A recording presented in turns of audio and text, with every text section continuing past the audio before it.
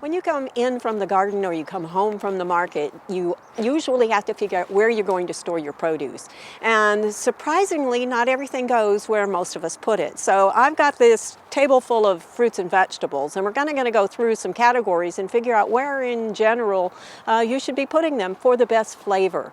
Now, for other things, you may want to store them in other places, but for the flavor to be maintained for the longest time, we're going to approach it from that angle.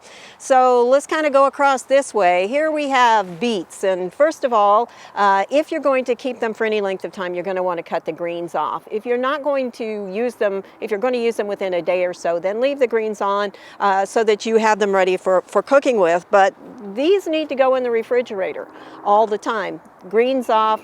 You could store them separately if you think you may want to use them, but they're going in the refrigerator. On the other hand, melons, which a lot of people are going to put in their refrigerator, actually should go on the kitchen counter always, or in a darker area maybe than the kitchen, but the flavor is going to develop during that relatively short-term storage because they're not going to keep all that long, maybe just a few days to a week. But you can see that the background on this is pretty green, which would tell you that it's not really ripe yet, that we like to see that more of a flesh-colored or a mellowed out yellow color. But leave them at room temperature and the flavor is going to be much broader when you eat into them.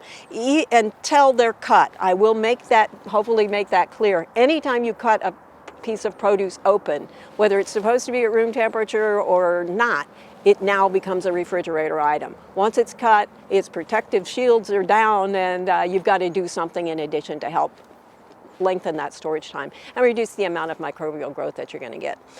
Greens here, always in the refrigerator. So whether it's any kind of lettuce, this is spinach, but any kind of lettuce or other green, cabbage, all of those are Brussels sprouts, everything like that is going to go into the refrigerator. The same with broccoli. It's another green, it's in that same cabbage family. It's also going to go in the refrigerator all the time.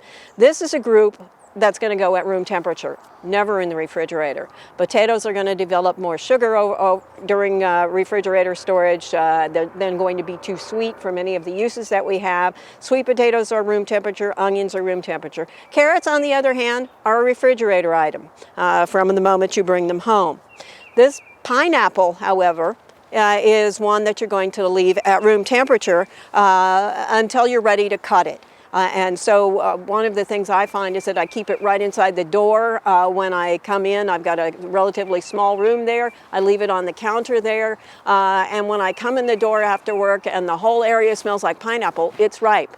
What you're looking for here is not whether or not the leaves are going to pull out. That's not a sign of ripeness. What is a sign when you're in the market looking for them, because most of us don't grow them in our own gardens, is to look at the eyes and make sure that they're all uniform. They don't have to be the yellow color, but they do need to be fairly uniform, and then you're going to get a better pineapple than you would otherwise.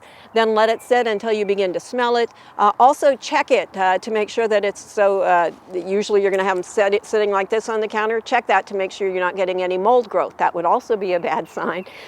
So just because you're leaving things at room temperature, it actually increases your responsibility to be checking on them more frequently than maybe if you shove them all in the refrigerator. Mushrooms. Down here we have some cremini mushrooms. Those are any type of mushroom, unless they're dried. Those are going to be in the refrigerator all the time. Bananas, however, this is something similar to pineapple from the standpoint of that they're tropical.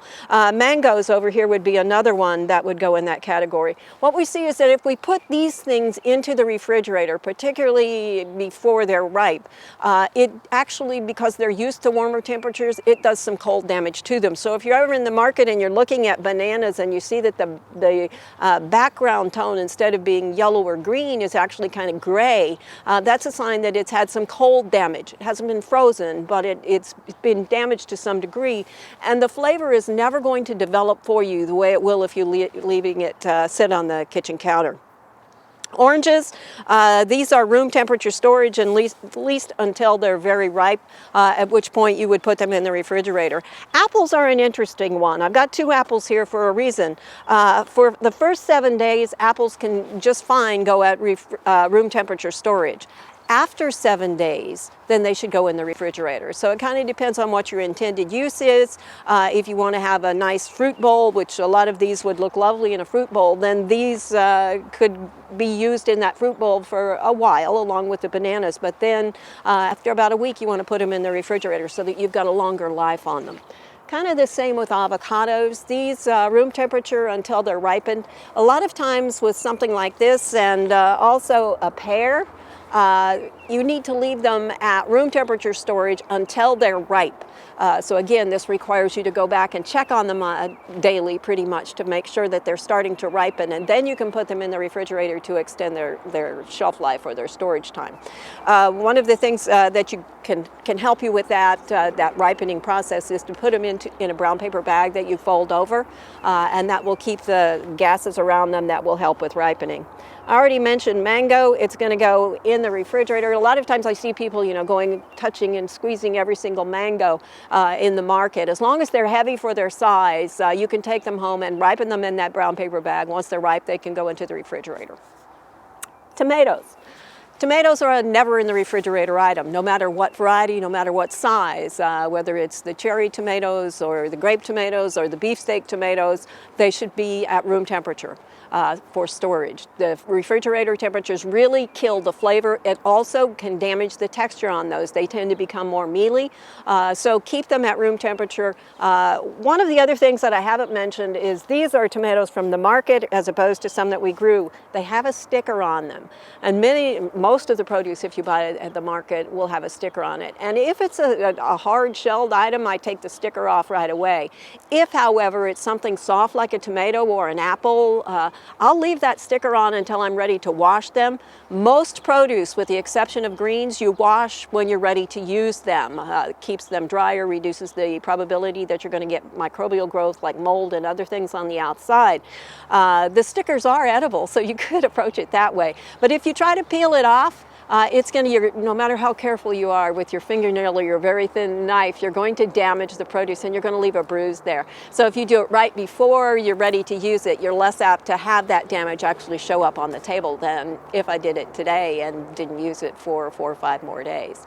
So room temperature storage, leave the stickers on until you're ready to wash them. Hopefully when you're washing them, you'll notice and say, hey, there's a sticker there, and take it off before you actually slice it and eat it.